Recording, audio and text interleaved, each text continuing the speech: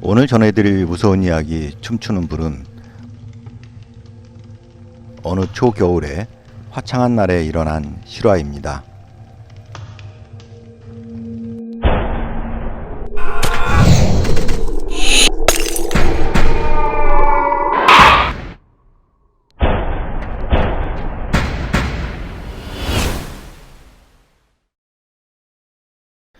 오늘 이야기의 주인공이 살고 있는 동네는 어느 곳에서나 볼 수 있는 평범한 빌라촌이었습니다. 아직 개발이 진행되지 않아서 드문드문 단독주택들과 빌라들 그리고 다세대 주택들이 어지럽게 있는 그런 골목길들이 있는 동네입니다. 그날 주인공은 집에서 엄마와 함께 저녁을 먹고 어느 날처럼 TV를 보면서 따뜻한 방 안에서 뒹굴뒹굴거리고 있을 때였습니다. 밖에서 시끌시끌한 소리가 들리더니 어디선가 불이야! 라는 소리가 섞여 들렸던 것 같습니다.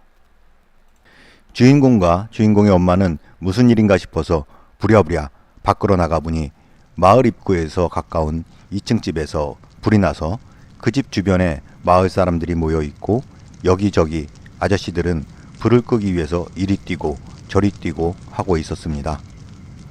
주인공과 주인공의 엄마 역시 황망한 마음에 그 집 주변으로 내려가서 보고 있는데 불길이 뜨거워 너무 가까이는 다가설 수 없었습니다. 그리고 마을 입구에서는 벌써 소방차가 도착했는지 연신 사이렌 소리가 울리고 있었는데 골목길이 워낙 좁은 데다가 차들이 주차가 되어 있어서 좀처럼 화재가 난 집까지 쉽게 다가오지 못하고 있었습니다. 그때 주인공은 불이 난 집 2층에서 무언가 이상한 것을 발견했습니다. 1층은 이미 불길에 휩싸여 있는 반면에 2층은 아직까지는 완전히 불이 옮겨붙지 않았는데 2층 거실의 통창문을 통해서 거실 한가운데에 불길이 이상한 모습으로 너울거리고 있었습니다. 그 모습은 마치 불길이 살아있는 생명처럼 춤을 추는 듯한 모습이었는데 2층 창문이나 거실 통창문도 겨울이라서 모두 닫혀있는 것을 감안한다면 그 불길의 모습은 아무리 봐도 어색하고 이상한 모습이었습니다. 단순히 너울거리는 불꽃이 아니라 정말로 마치 살아서 춤을 추는 듯한 모습이었습니다.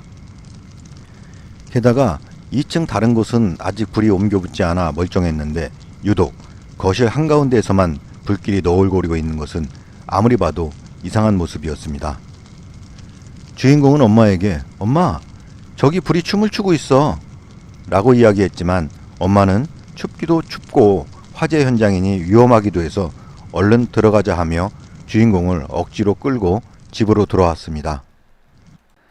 다음날 화재는 다행히 금방 진화가 되었는데 주인공은 동네 어른들이 모여서 어제 있었던 화재 이야기를 하는 것을 듣고는 깜짝 놀라서 기절할 뻔했습니다.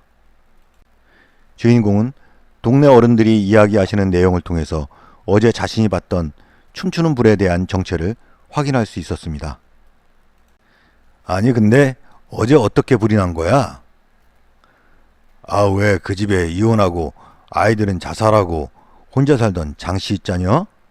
아, 장씨가 정신이 좀 이상했나 봐." "아니 왜?" "아, 언젠가부터 매일 술을 마시고 그 큰 집을 모두 비워두고 관리도 안 하고 그러더니 어제는 자기 몸에 휘발유를 뿌리고 자살을 했다지 뭐야. 에휴." 여기까지가 주인공이 들은 어른들의 이야기 내용입니다. 그렇습니다. 어젯밤 주인공이 본 춤추는 불은 자기 몸에 불을 붙이고 괴로워하며 불에 타 죽어가던 장씨 아저씨의 모습이었던 것입니다. 주인공은 자신이 불이 춤추고 있다고 생각했던 것이 실제 사람이 불에 타면서 괴로워하던 모습이었다고 생각하니 평소에 골목길을 지나던 장씨 아저씨가 죽어가며 괴로워하는 모습이 상상이 되면서 온몸에 소름이 돋는 것을 느낄 수 있었습니다. 그리고 지금도 주인공은 모닥불이나 장작불이 너울거리는 모습을 보고 있으면 그때의 기억이 떠올라 문득문득 소스라치게 놀라고는 한다고 합니다.